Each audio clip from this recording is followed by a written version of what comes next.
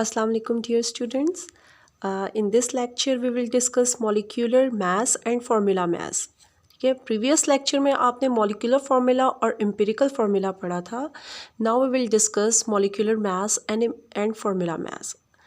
Okay, molecular mass is actually the sum of atomic masses of all the atoms present in the molecule. यानी कि molecule में जितने भी atoms present हैं elements के उनको जब आप sum up कर दें, उनको add कर दें, तो वो आपके पास molecular mass आ जाएगा. molecular mass को मैं आपको इस example से समझाऊंगी. So here in your book molecular mass of water is given H2O. So 2 into atomic mass of hydrogen plus atomic mass of oxygen. क्यों? जो हाइड्रोजन का मास है आपने उसको 2 से मल्टीप्लाई करना है. क्यों 2 से मल्टीप्लाई करेंगे? क्योंकि हाइड्रोजन के 2 एटम्स हैं. सो ये देखें 2 into 1. ठीक है, दोबारा बता रही हूँ, जितने भी एटम्स प्रेजेंट हैं, एलिमेंट्स प्रेजेंट हैं, उन सब के मैसेज लिखने हैं. हाइड्रोजन का मास है 1, लेकिन मैं इसको मल्टीप्लाई करूँगी 2 से, because there are 2 atoms of hydrogen. So 2 into 1. जब आप दूसरे एलिमेंट के ऊपर जाएंगे तो आप प्लस का साइन लगाएंगे. अब हाइड्रोजन के बाद oxygen is present over here. So I will write down here the mass of oxygen. ठीक है, मास है ऑक्सीजन का 16, लेकिन 16 को मैंने 1 से मल्टीप्लाई नहीं किया, क्योंकि जब आप 16 को 1 से मल्टीप्लाई करेंगे तो आंसर आपका 16 ही आएगा. सो 2 into 1 2 plus 16 18 AMU. So this is atomic mass unit.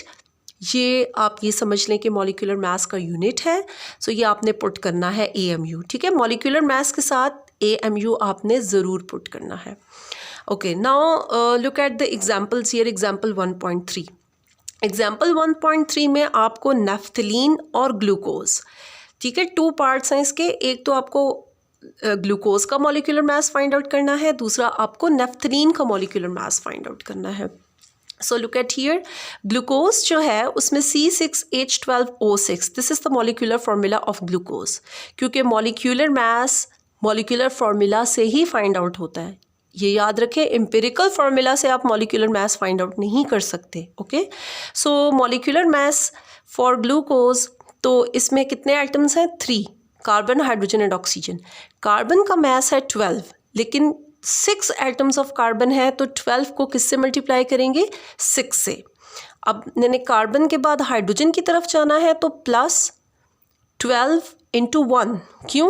क्योंकि 12 number of atoms of hydrogen है. याद रखें, पहले आपने नंबर ऑफ एटम्स लिखने हैं और फिर आपने उसको मल्टीप्लाई करना है मैस से. सो हाइड्रोजन का मास 1 है, सो 12 into 1. So look at here, the third element is oxygen, O6 here. So 6 atoms हैं, तो 6 को मैंने ऑक्सीजन के एटॉमिक मास से मल्टीप्लाई किया 6 into 16, और जब इन सब को मल्टीप्लाई करके प्लस किया, सो 180 AMU इज़ द आंसर. तो ये हमारे पास आ गया मॉलिक्यूलर मास ऑफ ग्लूकोज.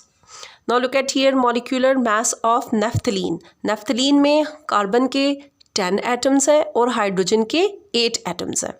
ठीक है, तो carbon 10 into 12, because 12 is the mass of the atomic mass of carbon. तो 10 को 12 से मल्टीप्लाई करेंगे, प्लस 1 into 8 या 8 into 1. 8 because 8 is the number of atoms of hydrogen और 1 हाइड्रोजन का मास है. तो जब आपने इसको मल्टीप्लाई किया और इनको प्लस किया, सो 128 AMU which is the mass of the molecular mass of the naphthalene. Okay, now molecular mass मैंने आपको पहले ही बताया है कि आप सिर्फ मॉलिक्यूलर कंपाउंड्स के लिए फाइंड आउट करेंगे, बट द फार्मूला मास, क्योंकि फार्मूला मास भी हमें फाइंड आउट करना है. So formula mass is basically calculated for empirical formulas. ठीक है, जो फार्मूला यूनिट को रिप्रेजेंट करें हम उसके लिए करेंगे. So the sum of the atomic masses of all the atoms in the formula unit of a substance is called formula mass. ये फार्मूला मास की डेफिनेशन है. तो फार्मूला मास हम मॉलिक्यूल्स के लिए कैलकुलेट नहीं कर सकते, क्योंकि मॉलिक्यूल्स वो हैं जो कि इंडिपेंडेंट एग्जिस्टेंस शो करते हैं, जो कि इंडिपेंडेंटली एग्जिस्ट कर सकते हैं. जिस तरह वाटर है H2O, oxygen gas, it's a molecule. लेकिन अगर आप टेबल सॉल्ट का फॉर्मूला देखें which is sodium chloride. Sodium chloride is an ionic compound जो कि सोडियम और क्लोराइड आयन से मिलकर बना हुआ है. And ionic compounds they consist of arrays of oppositely charged ions rather than separate molecules. तो आयनिक कंपाउंड्स मॉलिक्यूलर फॉर्म में एग्जिस्ट नहीं करते. Okay, ionic compounds don't exist in molecular state क्योंकि वो इंडिपेंडेंट एग्जिस्टेंस शो नहीं कर सकते. जिस तरह आपका टेबल सॉल्ट है sodium chloride, this is an ionic compound. तो आयनिक कंपाउंड के लिए फिर हम क्या लिखेंगे? Formula mass. Okay, ionic compound के लिए हम क्या लिखेंगे? Formula mass. यूनिट इसका भी सेम है AMU. आगे एग्जाम्पल 1.4 में आपके पास जो है टू उन्होंने दिए हैं parts. Sodium chloride also called as table salt is used to flavour food, preserve meat and in the preparation of large number of compounds determine its formula mass. Sodium chloride का आपको formula mass find out करना है. Same वही method है जिस method से आपने empirical formula molecular mass find out किया था. फॉर्मूला मास भी आप इसी ही मेथड से फाइंड आउट करेंगे और AMU is the unit. Now formula mass of magnesium hydroxide is 58 AMU. ये भी हमने फाइंड आउट किया. अच्छा, यहाँ पर मैं आपको एक इम्पॉर्टेंट बात बताऊँ कि ये देखें OH होल ट्वाइस है, यानी कि ये जो ब्रैकेट में OH लिखा हुआ है और उसके बाद 2 लिखा हुआ है, इट मीन्स कि ये जो 2 है ये ऑक्सीजन के साथ भी है और हाइड्रोजन के साथ भी है. So listen carefully.